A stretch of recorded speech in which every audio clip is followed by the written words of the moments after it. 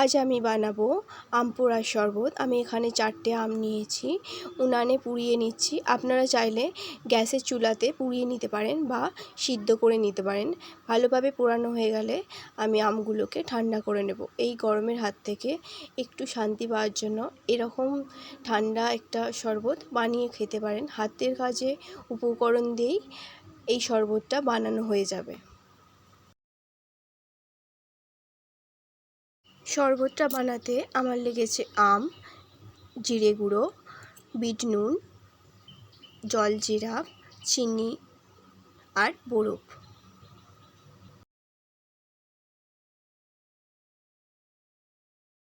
খুব কম সময়ে আর খুব অল্প উপকরণ দিয়ে ভালো শরবত খেতে এই শরবতটা আপনারা বাড়িতে অবশ্যই ট্রাই করবেন।